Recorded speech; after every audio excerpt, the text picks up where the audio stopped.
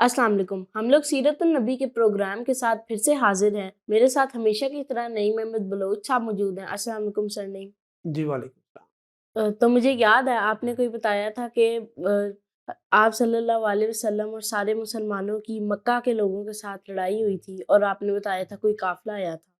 تو جی اس میں تصحیح کر لیں، مسلمانوں کے ساتھ، پوری مسلمانوں کے ساتھ جو مدینہ کی ریاست بن گئی تھی اس کے ساتھ جھڑپ ہونا ابھی باقی ہے، اس کا حال ہم آگے بتا رہے ہیں۔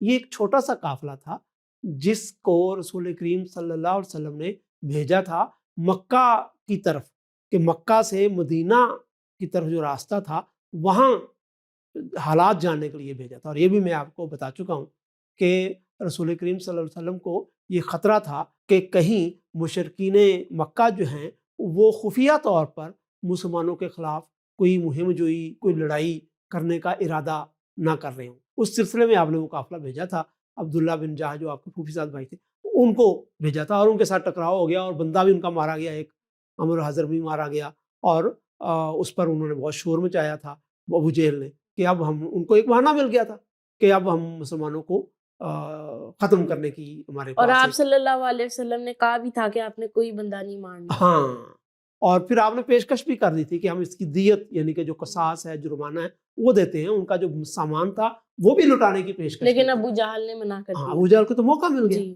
اسی دوران ایسا ہوا کہ مکہ سے ایک قافلہ ابو سفیان کی رہنمائی میں، وہ سردار تھا اس قافلے کا، وہ شام کی طرف جا رہا تھا، اور یہ قافلہ بہت ہی قیمتی سامان لے کر جا رہا تھا اور سامان لے کر اس نے واپس آنا تھا۔ ظاہر ہے کہ یہ قافلے ایسے ہوتے تھے کہ اس میں جہاں انہوں نے جانا ہوتا ہے وہاں کی منڈی میں جو سامان چاہیے ہوتا ہے وہ لاد دیتے ہیں، اور وہاں سے وہ سامان خریدتے ہیں جو انہوں نے آ کر بیچنا ہوتا تھا۔ تو ابو سفیان کو اس واقعے کے بعد جو عمر بن الحضرمی کے ساتھ ہو گیا تھا، ان کا بندہ مارا گیا تھا، ان لوگوں کو بھی اپنے طور پر یہ شک ہوا کہ کہیں ہمارے اس قافلے کو لوٹ نہ لے۔ اور اس زمانے میں یہ ایک نارم بات کہ اگر دشمن کا آپ کو قافلہ ملے تو آپ اس کو وہ لوٹ لیں۔ لوٹ لیں۔ اور یہ آج کل بھی آپ دیکھیں نا، جنگیں ہوتی ہیں تو جو دشمن ہوتا ہے وہ دشمن کے دوست ملک کے خلاف بھی کارروائی کر دیتا ہے۔ تو یہ نہ صرف اس زمانے میں بلکہ دنیا میں ایسا ہی ہمیشہ سے رہا ہے۔ تو وہ ابو سفیان نے آ کر ایک جگہ پر قیام کیا، وہ راستہ مدینے سے بالکل قریب تھا۔ تو میں نے بتا چکا ہوں کہ اس کو شک ہوا کہ کہیں ایسا تو نہیں ہے کہ مسلمان یہاں پر آئے ہوں، اور وہاں پر مسلمان واقعی چند روز پہلے آئے تھے، کیونکہ رسول کریم صلی اللہ علیہ وسلم اس بات کا خیال رکھ رہے تھے کہ ہم پر کوئی حملہ نہ ہو جائے۔ تو وہ جب وہاں پر پہنچا تو اس کو شک ہوا کہ ضرور اب اگر میرے خلاف کوئی کارروائی نہیں کی گئی تو جب میں قیمتی سامان لاؤں گا اور اسی راستے سے میں نے گزرنا ہے تو اس وقت مجھے بڑا خطرہ ہوگا۔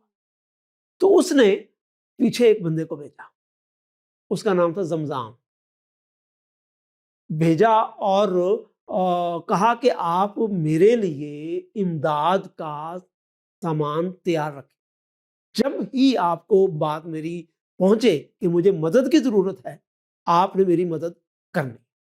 اچھا، وہ زمزام تھا، اس نے وہی کام کیا جو میں آپ کو پہلے بتا چکا ہوں کہ وہ مکہ گیا، اپنے کپڑے پھاڑے اور واہ سے واہ کا نعرہ لگایا، اور بہت اٹریکشن اس نے پیدا کر دی، اور کافر جو ہے سارے مکہ کے جو مسلمانوں کے خلاف کارروائی کرنا چاہتے تھے ان کو تو جناب بہت بڑا بہانہ۔ اچھا، اب ابو جہل کو ادھر تیاری کا موقع ملا۔ ابو سفیان نے اتنا کہہ کر اب وہ قافلے کے لے کر چلا گیا شام۔ اچھا، اب ہم مدینے کے حالات کی طرف واپس آتے ہیں، ہم تیزی سے آگے گزر گئے ہیں، میں آپ کو دو تین چیزوں کی طرف توجہ دلانا چاہتا ہوں۔ مدینہ میں جب آپ آئے ہیں نا، تو ایک تو میں نے آپ کو بتایا کہ ارد گرد کے سارے جو قبیلے تھے ان کے ساتھ آپ نے ایک معاہدہ کر لیا، وہ پہلے سے معاہدہ موجود تھا، اس کو میثاق مدینہ بھی کہتے ہیں، اس کو آپ کوئی اور نام دے دیں، ہم نے اپنا نام دیا۔ تو مدینہ میں مسلمانوں کے دو دشمن پیدا ہو گئے۔ ایک دشمن تو وہی تھے یہود، جس کا میں نے آپ کو بتایا، ان کے بارے میں رسول کریم صلی اللہ علیہ وسلم کو بڑی امید تھی کہ وہ تو ان کی کتابوں میں لکھا آیا ہے کہ نبی آئیں گے، اور وہ ایک نبی کے انتظار میں ہی تو یہاں پر آئے ہوئے ہیں، تو جب ان کو پتا چلے گا کہ میں اللہ کا رسول ہوں تو میری بات ضرور مانیں گے۔ اور قباء میں آپ کو معلوم ہے کہ ان کا ایک بندہ بھی آیا، توحید بن اخطب آیا تھا، اس کا بھائی آیا، یا ابو یاسر اس کا نام، وہ بھی آیا اور انہوں نے آپ سے بڑی اچھی گفتگو کی تھی، لیکن آپ کو میں نے بتایا تھا کہ گھر جا کر انہوں نے انہوں نے کہا تھا کہ صرف ہم دشمنی کریں گے. دشمنی کریں گے. تو لیکن ظاہر ہے کہ رسول کریم صلی اللہ علیہ وسلم کو تو اس کا نہیں معلوم تھا. تو ایک مخالفت مسلمانوں کی مدینہ میں یہودیوں کی شکل میں گروہ ہونا شروع ہو. ایک اور بڑی مخالفت پیدا وہ ہو، کون سی؟ وہ منافقین کی تھی. اس میں ایک شخص تھا جس کا نام عبداللہ بن ابئی تھا، اور بھی ایک اور بھی شخص تھے، ایک پورا گروہ تھا. اصل میں رسول کریم صلی اللہ علیہ وسلم کے آنے سے پہلے جو عبداللہ بن ابئی ہے، اس کو انصار نے، جن کو ہم اب انصار کہتے ہیں، یثرب کے لوگ، انہوں نے اپنا سردار بنانے کا فیصلہ کر لیا ہوا تھا. اچھا، اب جب رسول کریم صلی اللہ علیہ وسلم آ گئے اور انصار کی، مدینہ کے لوگوں کی اکثریت مسلمان ہو گئی، تو پھر تو نہیں نا انہوں نے ان کو سردار بنانا تھا، بلکہ عبداللہ بن ابئی نے یہ کام کیا کہ کہا جی میں بھی مسلمان ہو گیا، لیکن اندر سے وہ منافق تھا، دشمن تھا. تو یہ دو بڑی کمیونٹی پیدا ہو چکی تھی جو مسلمانوں کے بارے میں بہت ہی نیگیٹو جذبات رکھتی. اچھا یاد رکھیے، ہم کوئی ایسی بات نہیں کر رہے، ایسی کسی ریاست کی بات نہیں کر رہے جو عام ریاست ہے. اللہ تعالیٰ رسول کریم صلی اللہ علیہ وسلم کو ایسے تمام دشمنوں کے بارے میں آگاہ کرتے رہتے. وہی کے ذریعے آپ کو معلوم ہو رہا تھا کہ یہ دشمن ہیں، یہ میرے خلاف ہیں. وہی تو بھی اتر رہی تھی نا ساتھ ساتھ، اور یہودیوں کو کہا جا رہا تھا کہ بھی آپ لوگ کیوں نہیں مسلمان ہوتے، آپ کو تو انصار سے پہلے بھی مسلمان ہونا چاہیے تھا.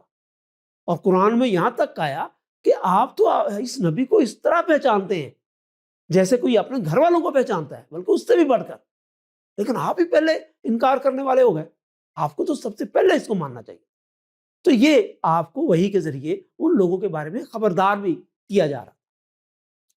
اب یہ عمر بن حضرمی کا واقعہ ہو گیا، اور پھر آپ کو یہ بھی معلوم ہو گیا کہ ابو سفیان کا قافلہ وہاں پر رکا ہے، اور اس سے بھی آپ کو وحی کے ذریعے بھی معلوم ہوا ہوگا، اور ویسے بھی معلوم ہو گیا کہ اس نے پیچھے کوئی بندہ بھیجا ہے. جی.